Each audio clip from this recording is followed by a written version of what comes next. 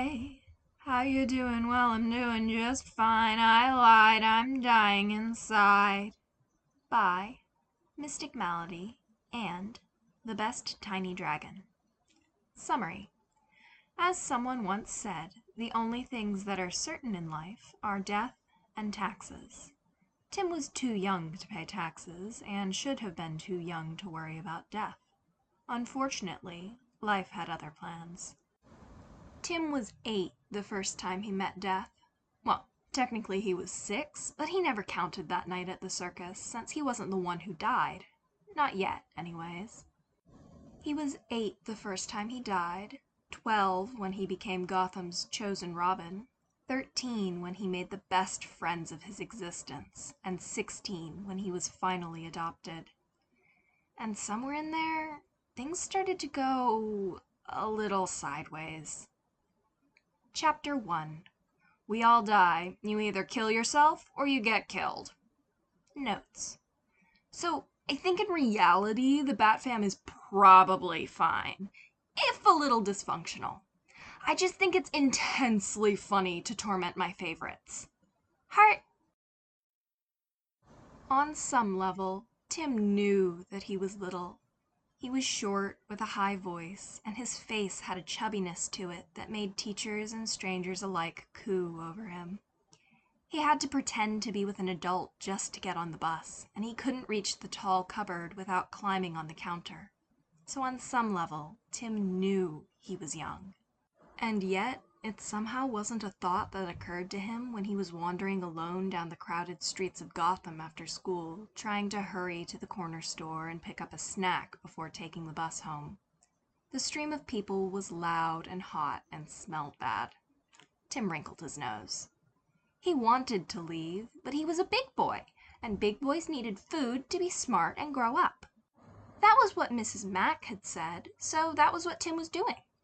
He used to want his parents, or someone, to pick him up so he didn't have to wade through all these gross people, but then he wouldn't get any food, and he was old enough to get himself home. See? A big boy. Tim nodded to himself, making one last push through the crowd and reaching the shop itself. He leaned all his weight against the door, just barely managing to get inside. Padding through the aisles, he pulled out non-perishable foods like peanut butter, some trail mix, a handful of granola bars, and some jerky. These foods would get tucked in his dresser under his pajamas. Then he grabbed a ready-made sandwich to eat now and went up to the counter. The cashier peered down at him. They were new, someone he hadn't seen before, which meant they hadn't seen him either. They frowned, brows wrinkling. "Hi!" Tim chirped brightly. "Mama said she wanted me to pick up the stuff for camping tonight. Can you help me?" He blinked two bright, two blue eyes, a childish lisp coloring his voice. People often fell for the innocent act, and the less they asked questions, the faster he could get his food and return home without anyone noticing. The cashier's face relaxed, and they smiled. "Of course, kiddo. I assume you're meeting your mom outside?" "Yeah, she's really pretty, too. Did you know she can tie 18 knots?" He babbled on about nothing in particular, internally counting the seconds until everything had been scanned and he forked over the cash. "Here you go. Enjoy your trip." "Thank you!" Tim waved with practiced clumsiness, already calculating the time he had to eat. His parents didn't know that the grade school they had enrolled him in expected parents to pack lunches, and he certainly wasn't going to tell them. Can you imagine if he bothered his very busy parents just to make him lunch every day? Tim shuddered. He wormed his way through the crowd again, ducking pickpockets, and that one guy who didn't seem like he was doing anything wrong other than giving off gross vibes. He made it to the shop with 10 minutes to spare and hopped up on the bench, unwrapping the sandwich and taking a bite. Crisp lettuce, corned beef, and mayonnaise filled his mouth, and Tim's stomach let out a grumble. He chewed hastily, swallowed, then took another bite. The coffee he had had for breakfast hadn't sat well with him. It was hard to sneak in time for breakfast, considering the fact that his parents came into his room to wake him up very early, then shoot him out as quickly as they could. Neither Jack nor Janet were in the habit of eating breakfast, so why should Tim? Maybe it was a hereditary thing, and the Drakes just didn't need breakfast. Tim coughed as a piece of tomato went down the wrong way. "Christ, kid, slow down, would ya?" An older lady next to him frowned in concern. "You look like you haven't eaten in months." He grinned sheepishly. "Sorry, ma'am." "Oh, look at you with the manners. Ma'am. I ain't been a ma'am in years." She rifled through her coat pocket, pulling out a wrapped candy bar. "Here you go. I was keeping it for a rainy day, but you look like you're about to keel over." Tim's teeth itched. "Thank you for the offer, miss, but my parents said I'm not supposed to have candy." In order to prevent her from insisting, he kept both hands on the sandwich, taking another bite. After swallowing, he continued, "It rots your teeth." She laughed, a warm, rumbling sound, and Tim involuntarily perked up. "That it does, kid." The woman tucked the candy bar away, pulling out yesterday's newspaper. "Say, you any good with crosswords?" By the time the bus came, Tim was kneeling on the bench, draped over her shoulders while puzzling through each of the clues. "Sorry, sweetheart, but this is my bus." She got to her feet, knees creaking. "Oh." He shifted and sat properly, hands folded in his lap and shoulders pulled back. In a quiet voice, he asked, "Will you be here next week?" She gave him a sympathetic look. "Probably not. Still, finish the crossword for me, would ya?" Tim nodded. He could do that. He picked up the other half of his sandwich in one hand, a pen in the other. Munching through the sandwich, he directed an intense focus at the tiny print squares. The more of his mind he bent around the words, the less of it was free to wander away and get into trouble. Tim was very good at getting into trouble. That was what his mother said, anyway. His bus came at 4:10 p.m. exactly. It was supposed to arrive at 3:45 p.m., but there wasn't much he could do about that. Folding the newspaper under his arm, he climbed up the stairs and slid into a seat directly behind the driver. Flipping the paper open, he continued to work on the puzzle while keeping an eye on the people filtering in and out. Gotham was an amalgam of cultures, a writhing hub of bodies from all over the place, each with their own array of stories, and Tim loved it. The woman who just stepped on had 3 cats and no kids, and her husband was not happy about it. His fingers itched for a camera, but his was at home, and besides, taking pictures of people without asking seemed so rude. Tim was many things. A liar, a brat, a freak, but he wasn't rude. The next man was a habitual barroom brawler, judging by his crooked nose and the smell of alcohol wafting off his breath. 3 more stops. A woman with 2 children stepped on, likely a single mother coming home from a job. He was glad they let her keep her kids with her. She looked really tired. He accidentally made eye contact with her, and she looked startled. Tim immediately glanced down at his paper. 2 more stops. He finished the crossword puzzle and kept people watching for another 7 or 8 minutes before the bus jerked to a stop and he had to get off. He clambered off the bus, careful to keep the edges of his uniform out of the worst of the grime of the streets. Waving goodbye to the bus driver, he dashed over to where he had stored his bike this morning. It was a clever spot, hidden under a large bush behind a tree, and so far, no one else had found it. After brushing away a few stray leaves, he mounted the bike and pedaled frantically home. It would only be 10 minutes, but his parents were supposed to arrive around 8 tonight, and it was already almost 4:30. The bike screeched as Tim hurriedly pedaled up the driveway to the manor, tires grinding over the gravel as tiny vibrations traveled through the frame. He chewed on the corner of his mouth, thinking about what, exactly, he needed to do before his parents got home. Change, definitely. Hide his bike, hide the food, touch up the concealer under his eyes. Copper filled his mouth as he accidentally bit his lip, and Tim hissed. He was just getting off the bike when the front door swung open. "Timothy, dear, welcome home!" He saw Janet standing there, arms spread, and he froze. Was he dreaming? He remembered seeing a movie about a girl who went through a little door into a perfect world, but he didn't get a doll or a key, and there were no buttons. "Welcome home, Mother. Did your flight arrive early?" He kept his voice polite and clear, like a bright spring morning. "It did, and you won't believe the wonderful artifacts we found. Jack, come show Timothy what we found."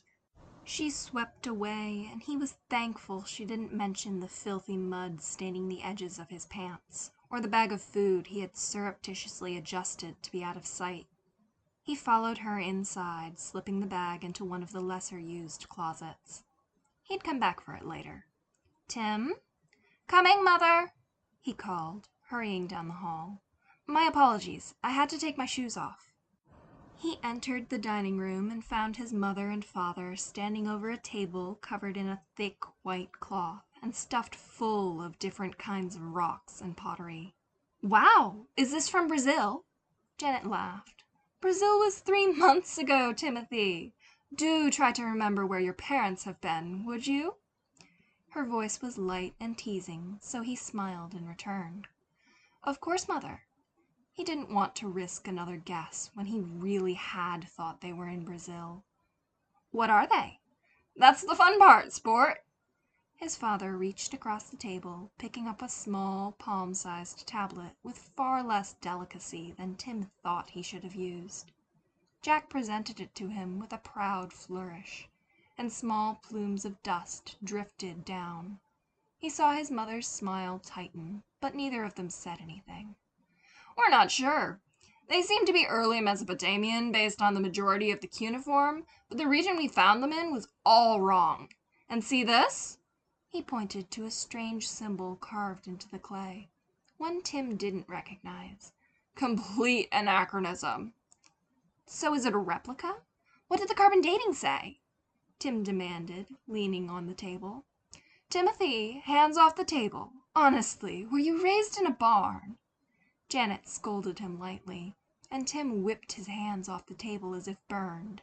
"I don't see why we should indulge such childish curiosity if you can't mind your manners." "Sorry, Mother." She sniffed. Acceptable, I suppose. Jack?" "The tablet itself is dated somewhere between 2000 and 2100 BCE, but some of these symbols date from later empires and writing forms that didn't appear until hundreds of years later." Perhaps the dating was incorrect? Or maybe there was a time traveler. The excitable little goblin in Tim's mind started bouncing up and down, and he swallowed the burst of glee he felt at a new mystery. After all, this mystery wasn't his, and his parents could probably solve it better than he could. He had to keep his hands to himself. Fascinating. His voice was flat, mind whirling with the different possibilities, the hows and the whys of what might have happened. "Well, if you don't find it interesting, you're free to leave," Jack huffed, face turning splotchy. "No, my apologies. That was not the impression I intended to give." He measured his words like ingredients in a cake, leveling the flour. "I was merely attempting to consider the possibilities behind how such an event might have occurred. I apologize if I gave you the impression that I wasn't interested."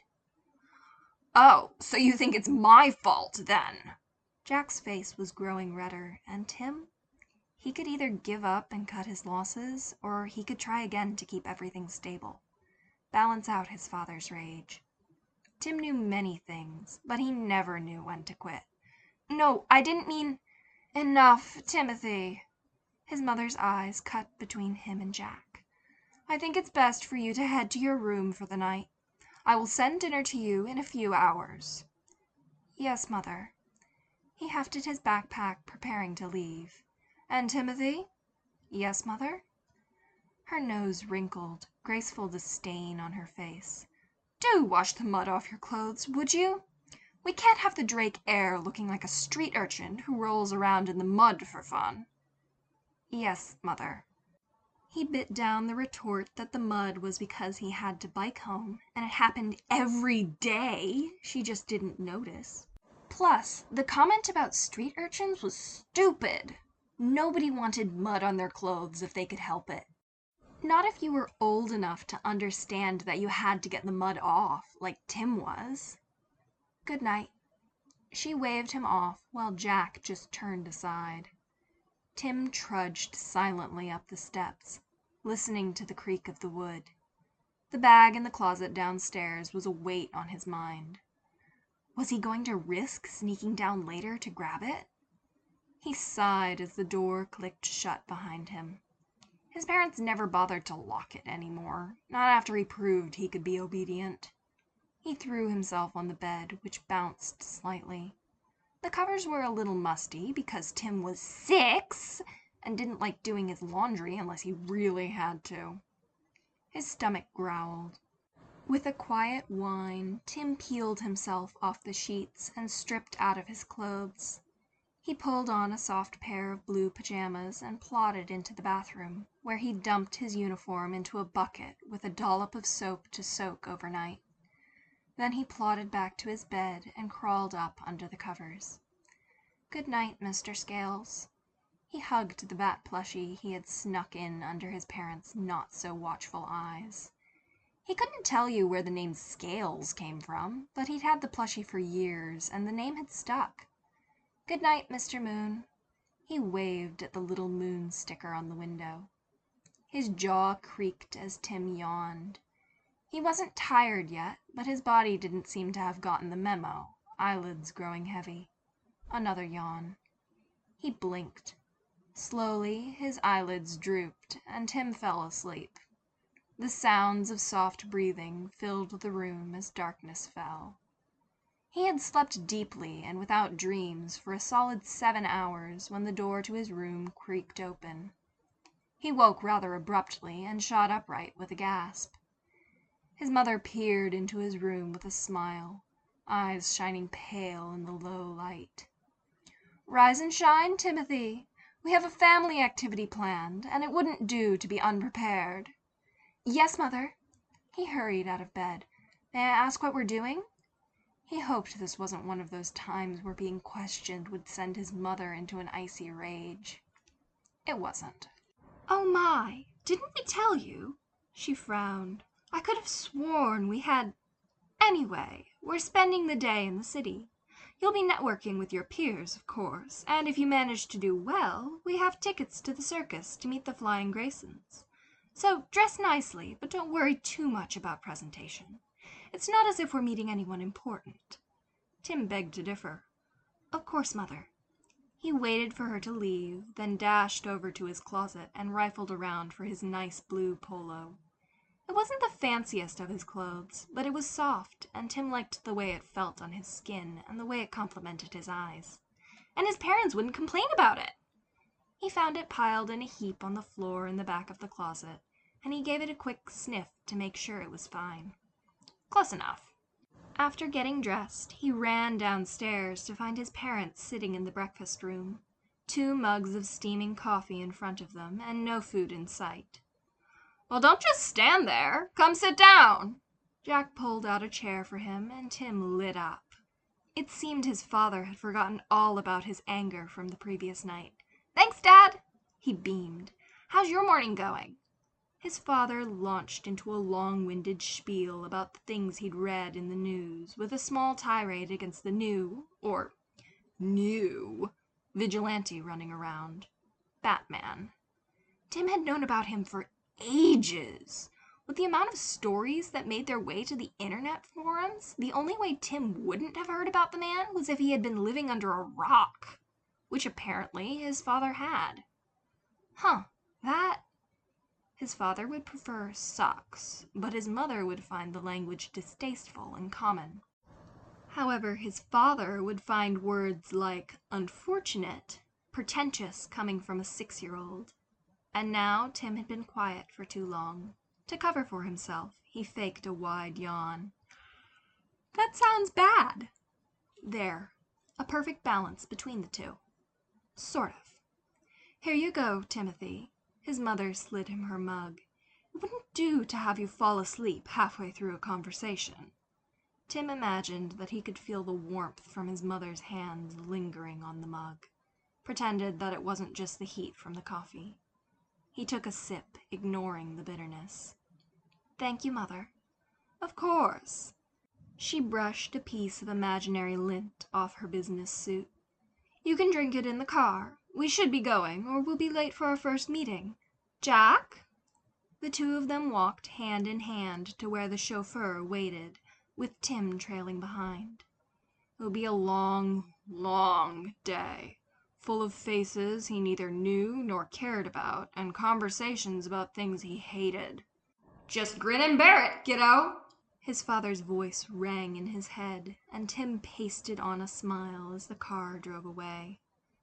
Think about the circus tonight, and you'll get through it. You can do this. You can.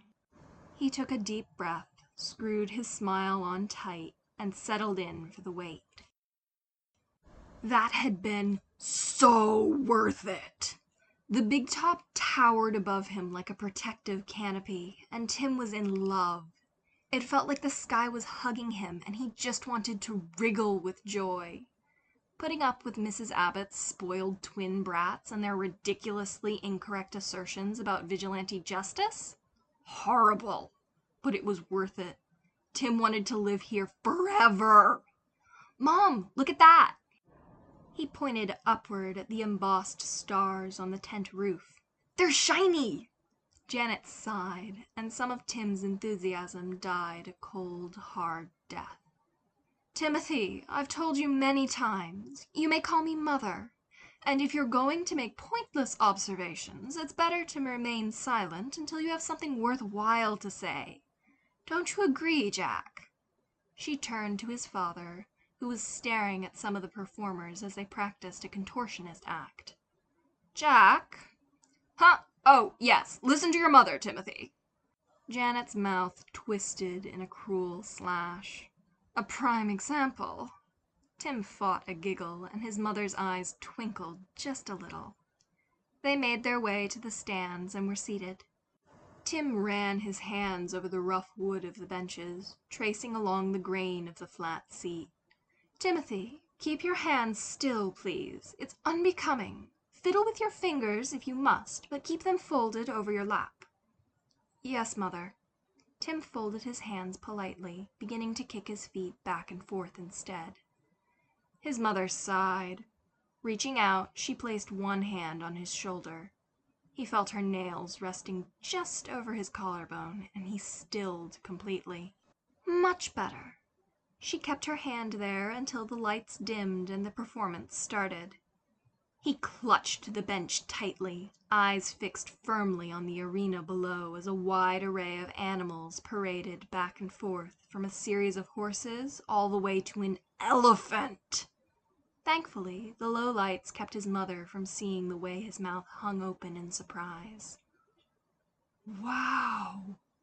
A hushed sound of awe whispered out of his mouth, lost under the magic of the circus. And now, the moment you've all been waiting for, the magical Flying Graysons, a performer announced. Suddenly, Tim's head felt funny. He remembered he hadn't eaten since this morning, and his vision swam.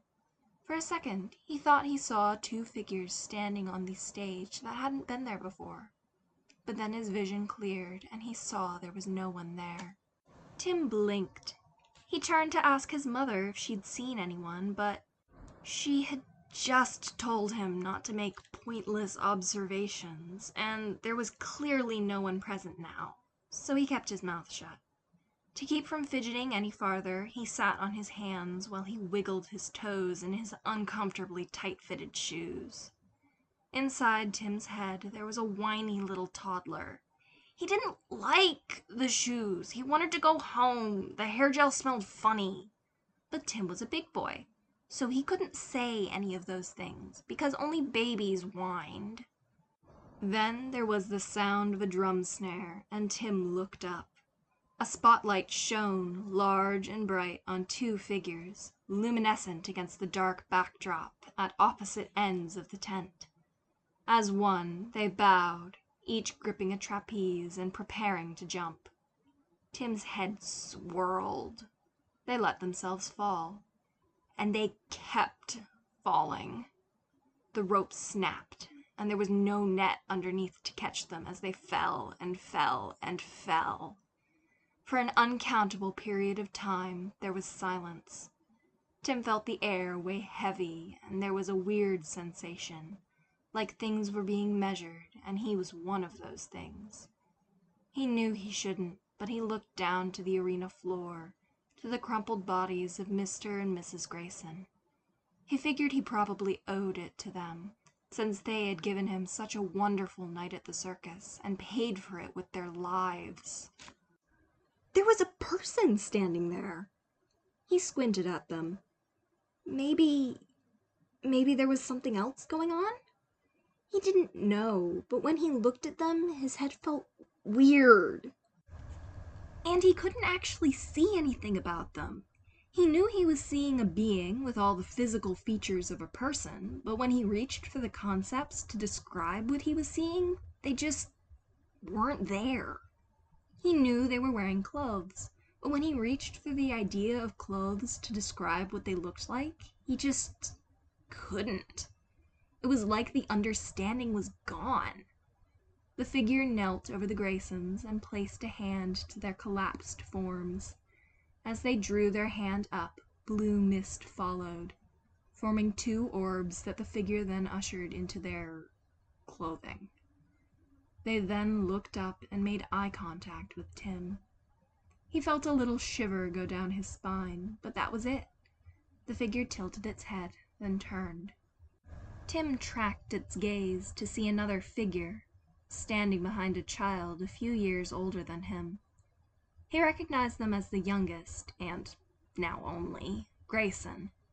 This figure he could see. Fiery red curls tumbled down their back, set against deep brown skin.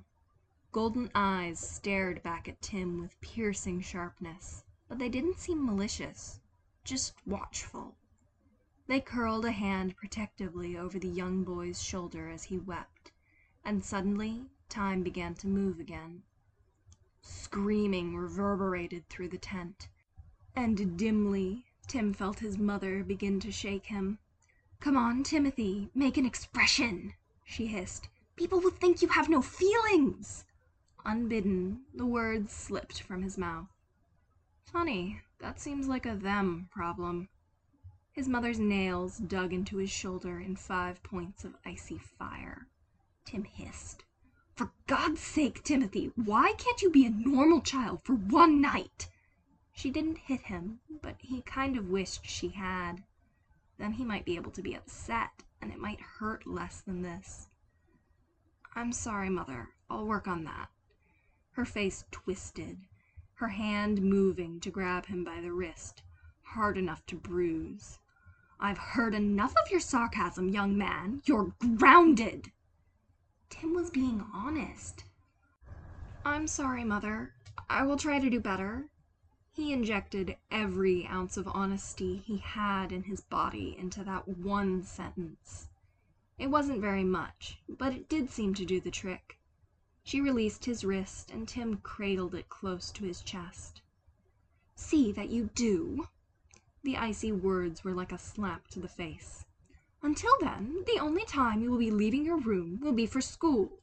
I do not want to see you until you've improved your manners, young man. Do you understand me?" "Yes, Mother." Tim bowed his head, trying to hide the tears in his eyes. Although, now that he thought about it, maybe she was trying to make him cry so people didn't think he was weird. Honestly, he didn't truly believe that, but he could hope. "I understand." "Good."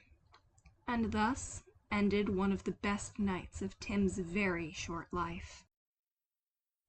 Dick Grayson was Robin, which made Bruce Wayne Batman. Tim couldn't believe it. Except, yes, he totally could. That man had a sharp gleam in his eyes that reminded him of his mother at her fiercest. He wondered how no one else had noticed it yet. Either way, Tim was ecstatic.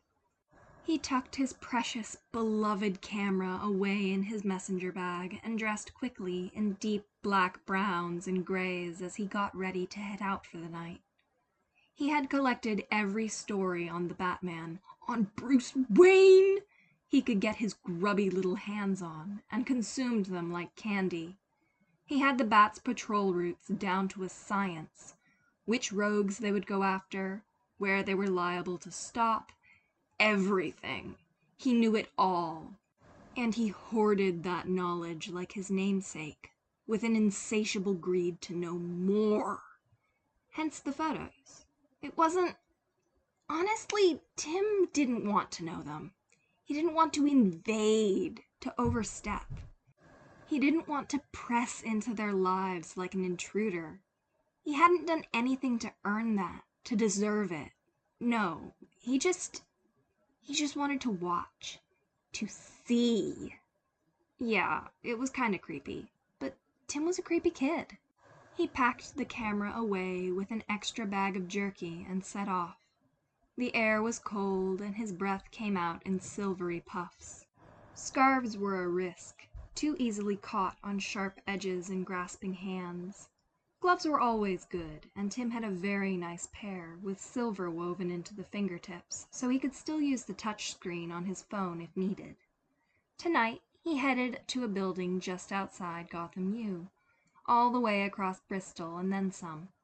It would be a long ride, but the buses would be going the whole night, provided no rogues attacked, and Tim was fast. Worst case scenario, he'd be home by morning no matter what.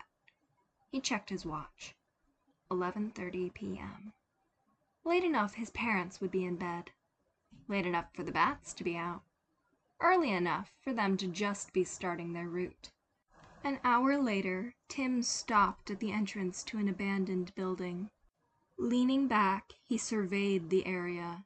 An old fire escape provided a good ladder to the second floor, even as the rust flaked off under his gloves. If he had to establish an alibi for tonight, he'd have to get rid of the gloves. Suddenly, he got a strong image of his body, collapsed and bloody at the base of the alley. Tim shook his head violently. He wasn't going to slip tonight, or any other night. He'd be fine.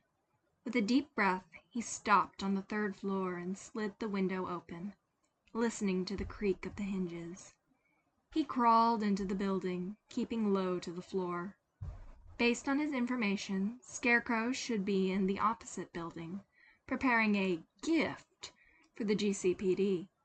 Tim had left a handy little tip with Commissioner Gordon, who he knew would send it off to Batman. He got his camera out and crouched down, waiting.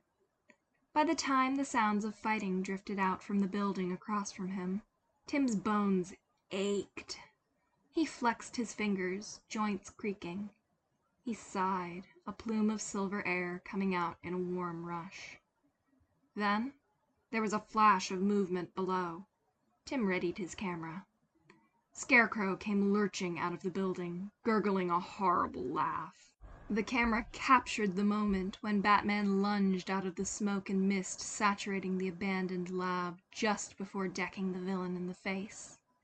Tim drew in a tiny breath of excitement. He waited, snapping a few more photos, before carefully setting his camera aside and sitting down to watch. Robin wasn't here, but Batman didn't tend to bring the young boy to the serious fights. Tim could imagine it might be a point of contention between the two of them. He saw Scarecrow's arm rear back and toss something. Batman deflected it, and it came sailing directly at Tim. With a yelp, he ducked, and the object sailed harmlessly over his head. He crouched down, shaking, pressing himself into a tiny ball and trying to minimize the amount of skin exposed to what would likely be a horribly painful explosion. But nothing happened. He cracked one eye open to see a perfectly normal sphere sitting in the corner of the room, not doing anything. A cold shiver went down Tim's spine for no reason at all. He didn't want to touch whatever it was, so he edged to the opposite end of the room until he knew it was safe. Then a loud grunt came from the fight outside, and Tim gasped. That was Batman! He raced over to the window, throwing all thoughts of the object to the back of his mind and peering over the edge of the windowsill. Without his camera, it was kind of hard to see the details of what was happening, but he saw a thin red trail running down Batman's face. Tim gasped again, and his heart began to race. What if Batman died? All of a sudden, it felt like there was no air in the room. Tim's head began to spin, and his heart felt like it was going to beat out of his chest. Oh no. Tim looked at the orb again. Fear gas. But Batman was in trouble. Tim had to remove himself from the situation. Tim was a liability right now. Taking great, heaving gasps of poisoned air, he stumbled over to the window, trying to crawl through the thin gap. Panic made him clumsy, and long gashes were forming where he scraped his hands on wood or glass. His vision was growing spotty, and Tim swore he could see that figure moving in the corner of his eye. Air was growing scarce again, but he had to... His foot caught on something sharp, and a hot pain shot through his ankle as he slipped.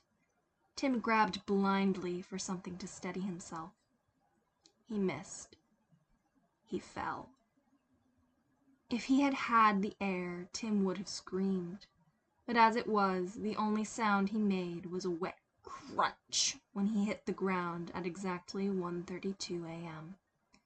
Clouded eyes somehow saw the vague figure standing over him again. When they pressed a gentle hand to his forehead, it was like Tim could breathe all over again.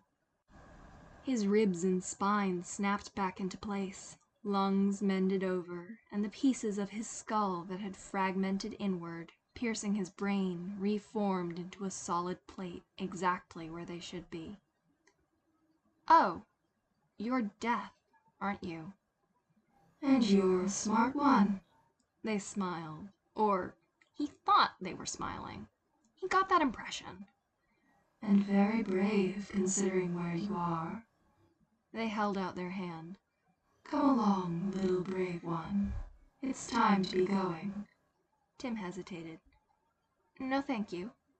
No? No. He said it more firmly this time. I have to be going home now, or Mother will ground me again. Is that so? Death sounded amused, but it was a kind amusement, not a mean one, so Tim figured he was probably safe. And why should I let you go? Tim stopped to think about this, lower lip jutting out as he puzzled over the answer. What was equal to a life? Never mind. I can see you have some life in you yet. They laughed before fading away. Until next time, Timothy Drake. Goodbye. Was left alone in a dirty alleyway, with nothing but the rats for company. After a few minutes of cold, panicked processing, Tim hurried inside and grabbed his camera. If he left it here, A, it was evidence, and B, it would mean this whole trip was for naught. But he hadn't lied to Death. He really did have to get going before his mother found out he was missing. Raising a hand, he squinted at the horizon where the morning sun was just beginning to rise. Then he said a word that, had his mother heard it, she would have washed his mouth out with soap. He began the long, trudging walk home. If he was lucky, maybe his parents wouldn't notice the giant blood stains on his clothes. They didn't. Months had passed, and there was a new Robin. Tim was ecstatic. The new Robin didn't have quite as many dramatic flips and puns as Dick did, but Jason cared about Gotham herself in a way that Dick had never quite matched. Granted, it was an aggressive kind of caring, but Gotham was an aggressive city, and Tim supported punching pedophiles and human traffickers in the face. Hard. He could see it in the way that Jason would have to be called away from victims, the empathetic rage against injustice, the sheer life of the boy calling to him like a flame.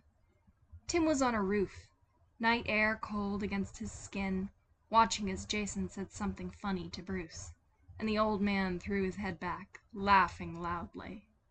Tim raised his camera and snapped a photo. Batman laughing. Nobody'd ever believe me unless I showed them, but I can't do that. Tim pouted, just a little. He felt like a scientist who'd made a great discovery, only to be told he had to keep it secret because of safety issues. What a bummer. Still, the contentment Tim felt as he snapped a photo of Batman and Robin swinging away was something he'd carry with him through his lifetime. Lifetimes. Apparently, Tim dying hadn't been a one-off thing. Death was very nice about the whole thing, and it wasn't like anybody else had noticed. So for now, he was just dealing with it. And besides, it was nice having someone check in on his well-being, even if he had to crack his skull open on the pavement first. Case in point. Timothy, Death sighed. I know this is a challenge for you, but I request that you go at least a month without dying. They leaned down, unseeable frame flickering away briefly. Apparently, Death was blonde. That was all he got to see before the shadows slid back. But if I don't die, then I don't see you, Tim slurred.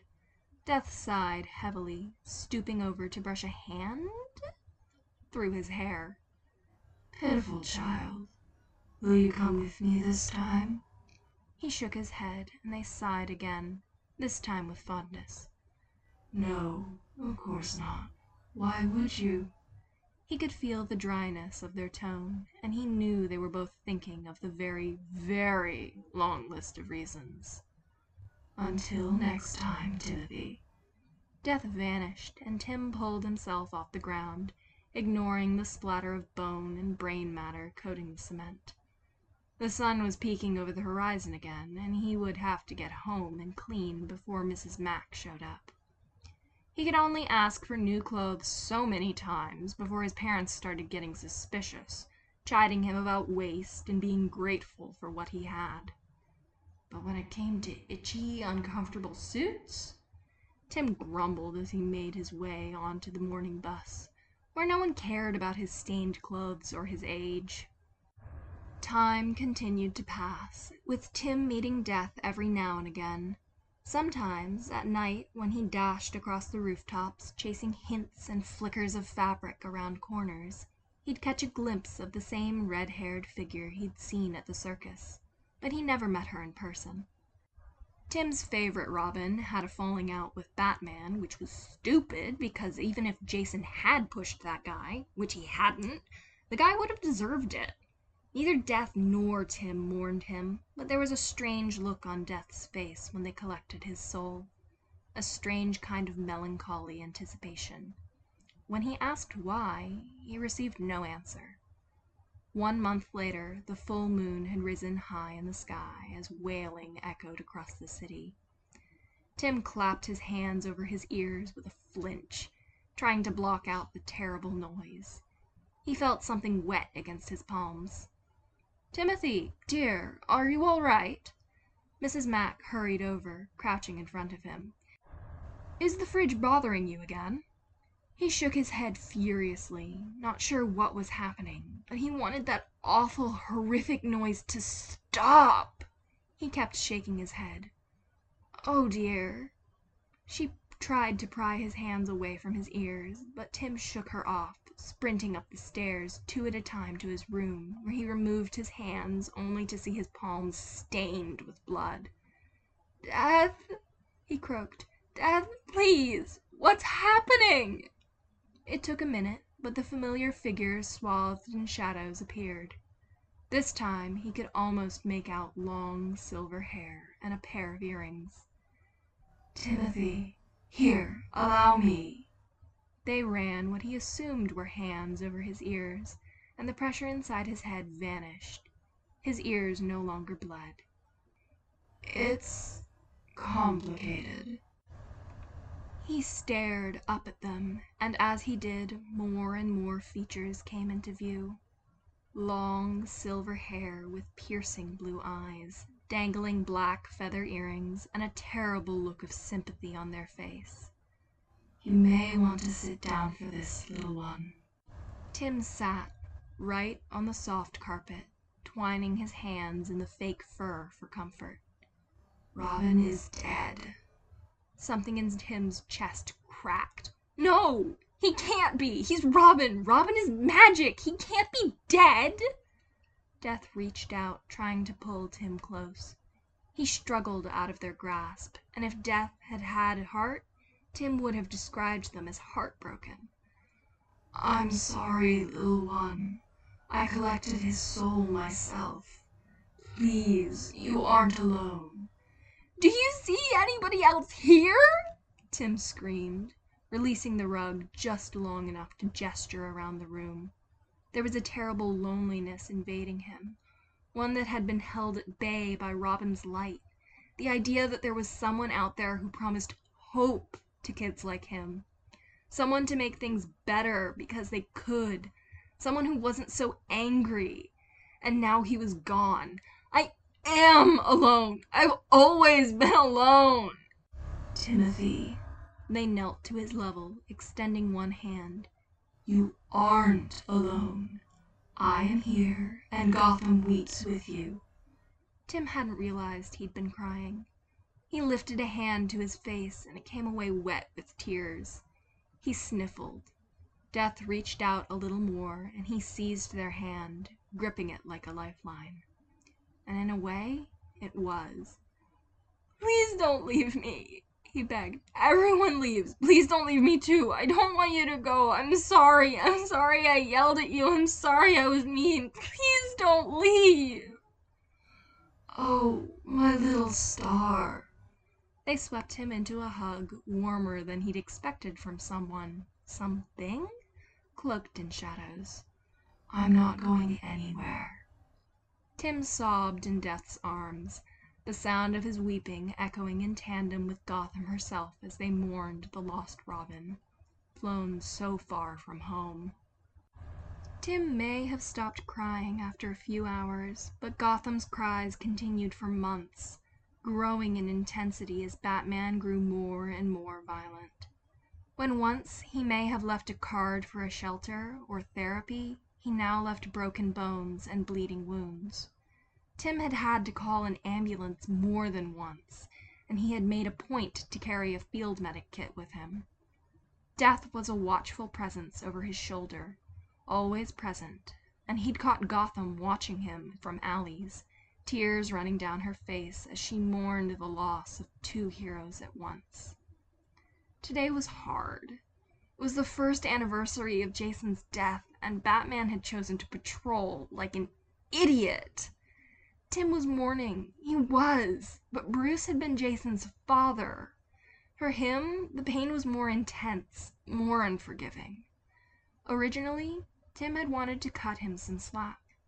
However, the fact that he was leaving scores of burning pain in his wake as he crossed Gotham spat on everything Robin had been, and Tim couldn't stand it. As he made eye contact with Gotham from across dirty alleyways in the depths of the Bowery, Tim knew she had also reached her limit. In 2 quick strides, she was in front of him. Death loomed over his shoulder as Gotham stared down at him with a look of heartbreaking rage. "You understand." Tim nodded. "Good." She bowed her head. "I am sorry to ask this of you, child. You are young, and I cannot protect you." Tim felt Death's hand lay heavy on his shoulder, as reassuring as it was ominous. "I know, ma'am, but I don't like what he's doing either. That's not what Batman is supposed to be, what Robin stood for." Tim stared up at Gotham, his face almost eerily blank except for his eyes, which shone a piercing, otherworldly blue in the dim night. The whole city is unbalanced and hurting, and it's not right. And I can fix it. Gotham leaned down, pressing a burning kiss to his forehead. Suddenly, he was hit with the familiar scent of smog, of grime and gunpowder, and the smell of the bus he'd take home every day.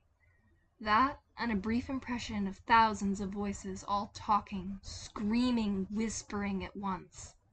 Then it was gone, and all that was left was the feeling of warm lips against his forehead.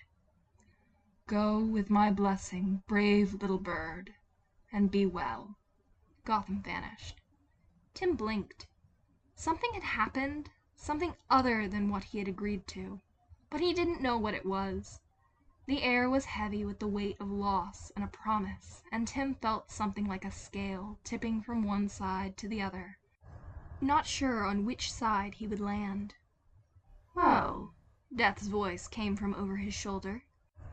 "They always were very dramatic." With that, the moment was shattered, and Tim let out a soft giggle. They ran a gentle hand over his cheek, and he leaned into the affectionate touch. "Rest, my little star. You have a big day ahead of you tomorrow." There was sadness in their voice, but also a great pride, like Tim had just handed them all the stars in the night sky. "I'll get you home safely. Just close your eyes." He did, and within seconds the shadows had swallowed them, and Tim found himself standing in his bedroom, with Death nowhere in sight. He brushed his teeth and put on his pajamas in a daze, still processing the events of the day. "Gotham asked me to be Robin. I'm going to have to convince Batman to make me Robin. But Robin was Jason, and Tim broke off that train of thought. He wasn't going to be Bruce Wayne's son. He was going to be Batman's partner.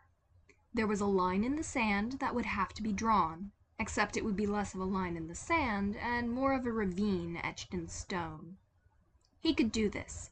He was Timothy Jackson Drake, who spent time with Death on a regular basis, who had been given Gotham's blessing. He could do this.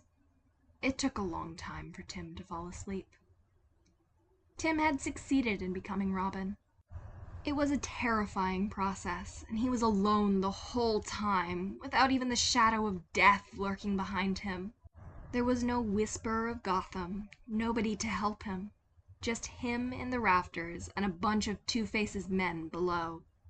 He had been terrified beyond belief, but Gotham had faith in him, so he could do this. And he did. He saved both Batman and Nightwing, and with great reluctance and no small amount of hostility, Bruce agreed to train him. When the words finally left his mouth, Tim spotted Gotham standing just behind Jason's memorial, a look of sad acceptance on her face.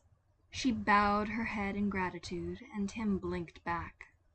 A comforting weight blanketed him once more, and he felt Death wrap him in their version of a hug.